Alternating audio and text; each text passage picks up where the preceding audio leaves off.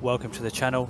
Today we're going to be driving the Brabham BT45B. This car, of course, raced the last race of the season in 1978. We're going to be driving the Argentine Grand Prix. That Grand Prix was the first race of the season in 1978. As you can see, it's a really striking circuit. We've got two really long straights, very fast right-hander. Please like and subscribe, where we will be producing more content. The circuit itself, super fast. You've got one half that is pretty much flat out all the way around. Really tough on the cars, tough on the engines, and really hard on the tyres. James Hunt had huge problems at this circuit. He ended up finishing fourth, but he said the right-handers had a huge impact on the tyres. You've got the fast right-hander, then you've also got a really sharp two right-hand hairpins.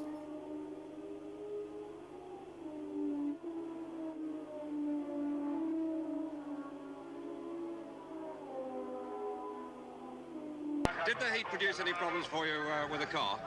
Well, my left front tyre chunked quite badly all the way around, so I had a big vibration through the steering and no grip in the right-hand hairpins. But whether that was because of the heat or whether it was just a problem with the tyre, I don't know, because we were running the hardest front tyre available and other people were running softer ones and got away with it. Because when Andretti got away like he did, there was no way anybody was going to catch him, was there? No, he was gone. All we could do was hope he'd break down, but not this time.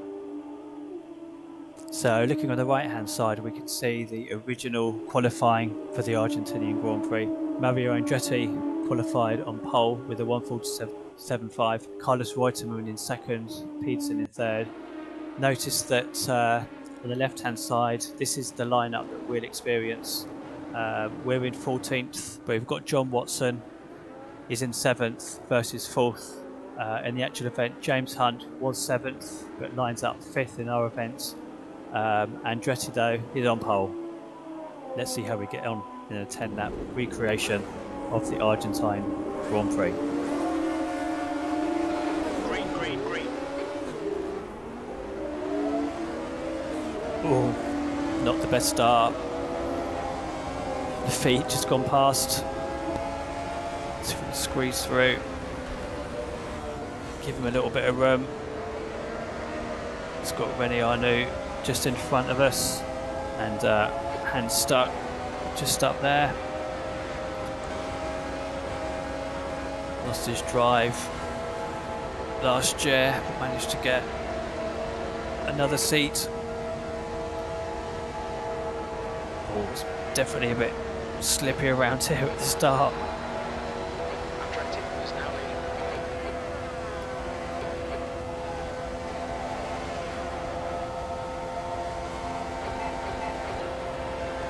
Through there nicely. Definitely got a bit of draft on the cars. Seems to have a little bit more power versus some of the cars behind. Williams in front of us there, and then Jones. Stay there, clear left.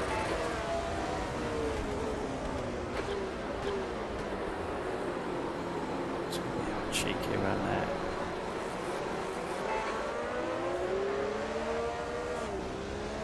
Have to be really careful. If you dip the throttle too much, there's no traction control or anything. The wheels just spin really quickly. The car still seems a little bit sensitive.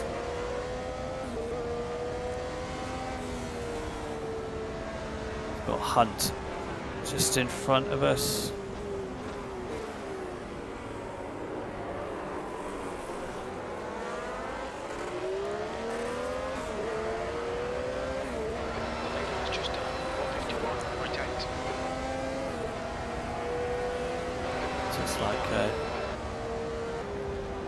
James has lost a position from the start. But yeah, look at that. Andretti's ahead.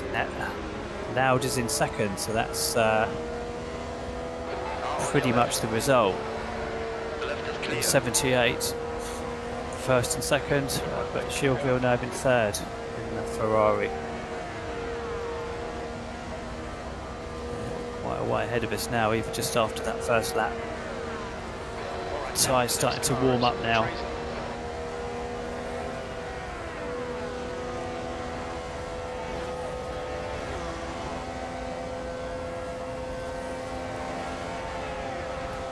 So early on in the race, there was going back, going towards the following year in 79. Actually, there was quite a few cars that were spinning off. I think both Lauda and Alan Jones spun off in that race a year later. The race in 78 was a lot more straightforward, actually.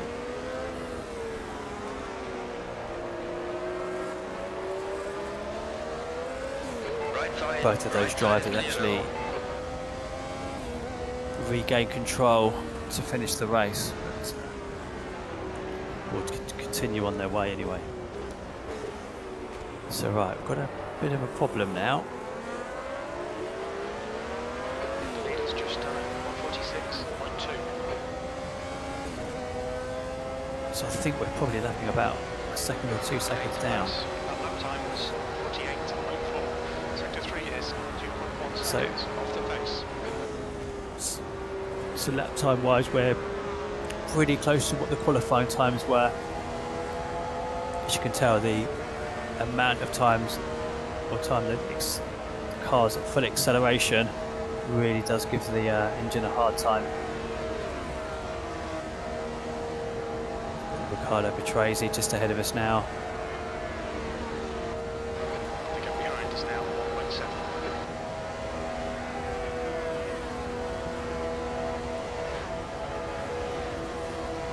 So in 78, you know, this looks like a bit of a risky move.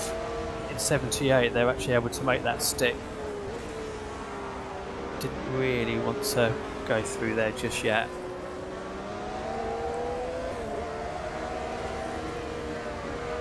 But it can be done. This is really tricky. This is so slow, this corner here. You really want to get the power on. If you do too early, the car doesn't like it at all.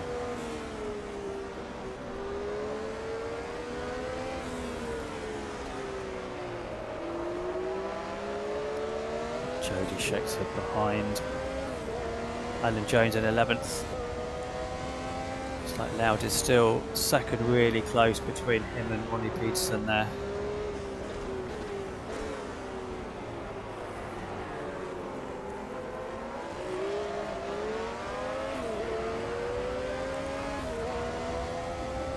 Still in 8th, a bit of a wasted lap that one. The gap to Patrese in front is now. Car right. Right is clear now.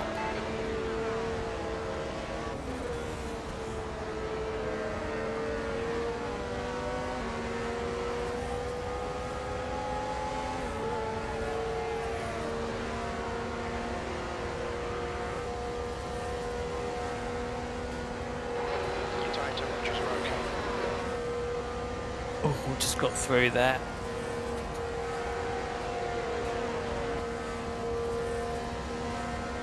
Oh, got a bit of a run. Let's see if we can get through. So it has been done. 3 wide and we're through. Depailler makes up his mind to pass both at once.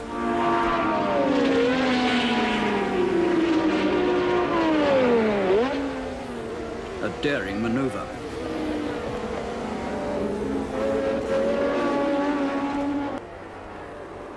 So Villeneuve has actually got past Lauda, Ferrari.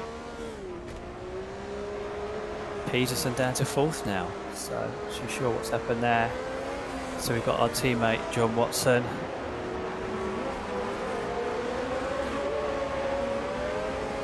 Oh, what's going on? Oh, they've taken each other out behind.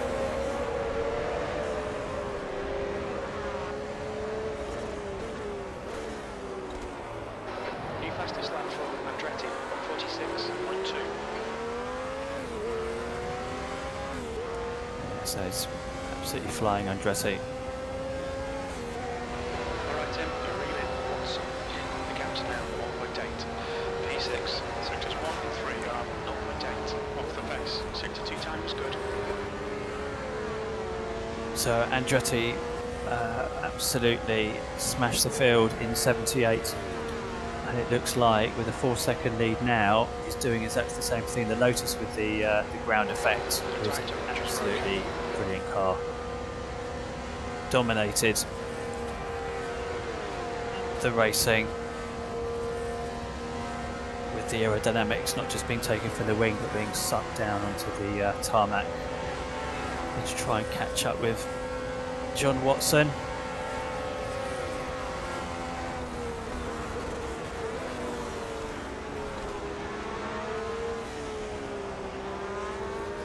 And it was John Watson that actually ended up retiring. Lauda finished in second. It was John that ended up Left is clear now. Right retiring from the race.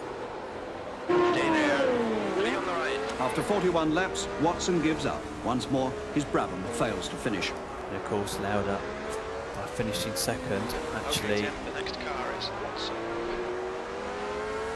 finished ahead with his Brabham, finished ahead of the Ferraris, which was his team that he won the World Championship with. So definitely at that stage it made him look like he made the right decision. See if we can get past John Watson now. Slight lack of traction out of there.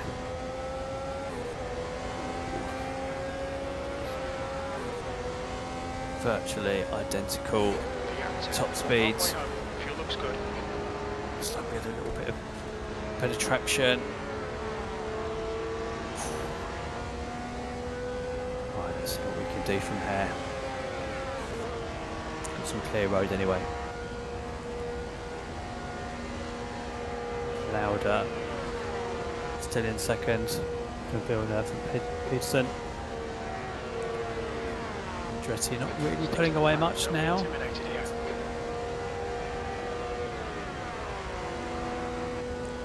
So Alan Jones is up to 8th. James Hunston 11th and finished 4th in 78. Really good result for him. Previously, Car in front of us is the Argentine Villeneuve. race, he ended up, in certainly the first race of the season, not finishing at all, so I was actually quite pleased with that result.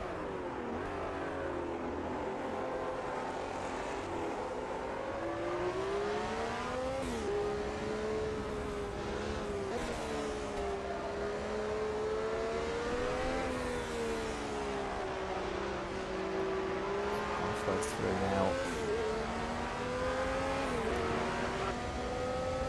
Still got John Watson just behind. Just concentrate for that. See if we can make some inroads. It's like Lauda's pulled away now. Almost a second ahead of Villeneuve and Peterson. Watson behind is now 0.9. See them up ahead. 5.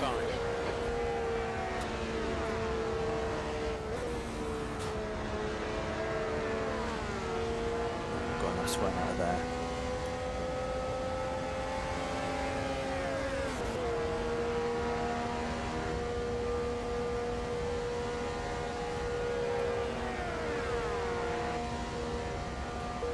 So just on the right hand side, I can just see the cars in the distance. Definitely caught up a little bit.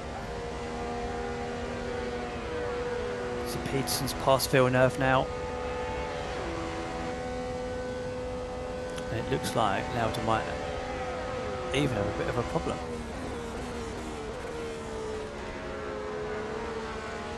Caught him up.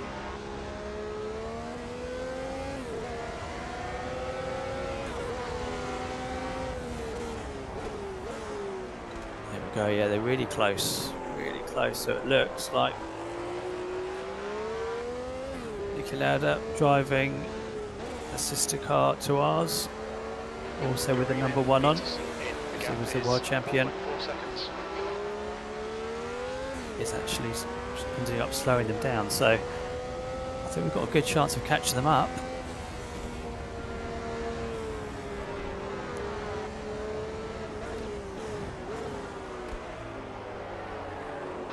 Fastest lap for Andretti. Maybe it was pulled half a second out there.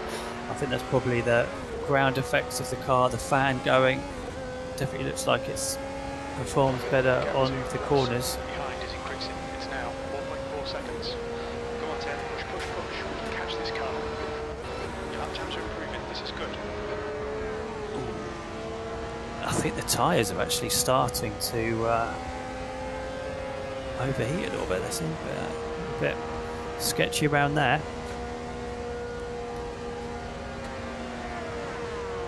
Can't see Lauda. Oh yeah, there he is, just poking his nose in front. There, definitely. Oh gosh. Oh. God, I don't know if we got on the marbles there, but the car was really, really skittish. Got a good couple more laps. 2.5. Really need to catch up to this group of cars up front. Oh, I can see some smoke up ahead. Which one's that? Which car? Oh no! That's Lauda's car. So that's it. That's going to leave Peterson and Villeneuve free. It looks actually like Peterson was ahead. It's actually got 3 second gap now. This is going to be quite hard to catch up with that Lotus ahead. Can we catch the Ferrari? The Ferrari that Lauda won the World Championship with in '77.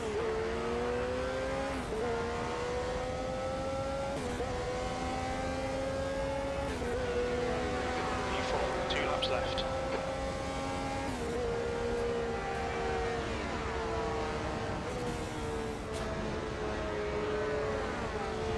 Okay, Tim, real nerve. The gap is now 2.5 seconds.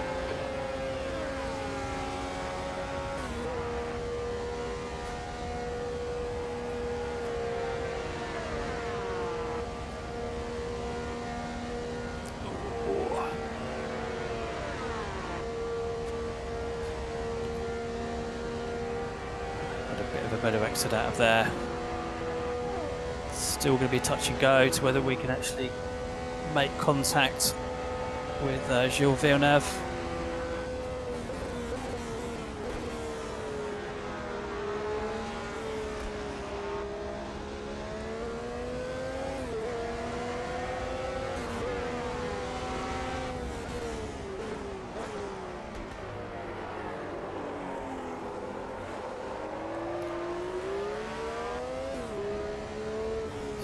Carlos Reutemann in 10th there. That's Villeneuve's teammate. Actually, Reutemann ended up starting well up the grid. He had problems with his tyres and they ended up changing them quite early on in the race. He ended up battling through and finishing well in the top 10 in the end. Ended up taking an early pit stop. But they're not as bad as Reutemann's. After 27 laps, the Argentinian comes in to change the tyres which were never right. Afterwards, he forces his way back into 7th place. 2 tenths of the race in sector 3. Oh, slight understeer there. God, I think with probably another 3 laps, we could probably get on the back of Peterson, but I mean, Andretti just seems too fast.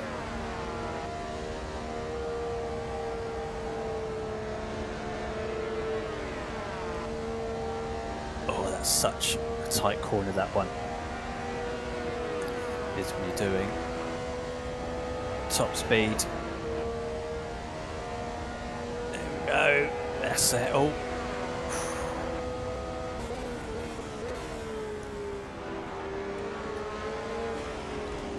To say that. Oh, there we go. Oh, look, Carlos Reutemann up to 7th.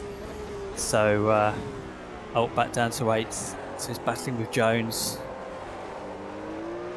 Andretti, just as he did in 1978, has ended up winning the Argentine Grand Prix. Fangio, former world champion, waits to flag the winner. It is, of course, Andretti, but Fangio mistakes Peterson's Black Lotus for Andretti's and gives him the checkered flag. But eventually, Fangio gets it right, and Mario Andretti wins the first Grand Prix of 1978. And that's it. That's third for us. Gilles Villeneuve in fourth. And yeah, looks like Carlos Reutemann is pulled away from Alan Jones, so in seventh. So that's quite similar performance coming from behind, as we also saw in 78.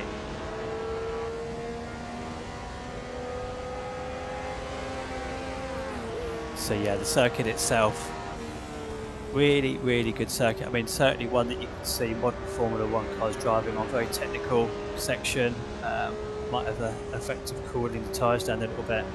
Then the tyre, especially around here, receive an absolute pounding. And then, you know, we always talk about being able to overtake. Obviously, Formula One cars really do need long straights to be overtaken, to use the DRS. I think this, you know, circuit, when you compare to a lot of the ones on the calendar, you know, they've tried to sort of desensitise, reduce the speeds. You know, they're the circuits. If you look at old Monza versus new Monza, and some other examples that, you know, some of these old circuits, they really did have the right idea as having a variety in the circuit itself. Some very twisty slow speed sections and then some very high speed sections with some really good overtaking moves. So I think definitely one that could or should be on the calendar as far as the design of circuit is concerned. It'd be good, good to have a bit more variety on the calendar.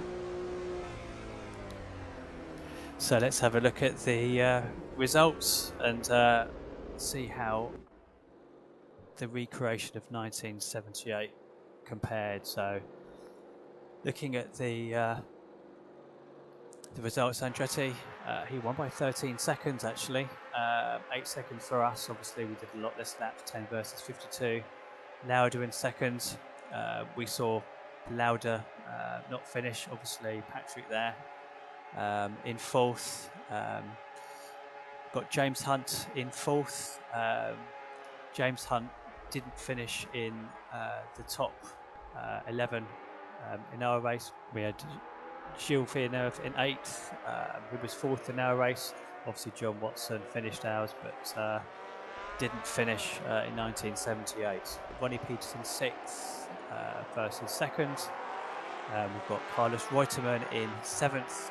We've got Carlos Reutemann in seventh as well. Alan Jones didn't finish. Jody Scheckter in ninth. Jody Scheckter in 10th, that's pretty accurate. Jacques Lafitte in 16th, but actually he just did 2 laps left engine problem. So yeah, really good circuit. Hope you enjoyed it. Like and subscribe, and we'll see you at the next one. Thanks for watching.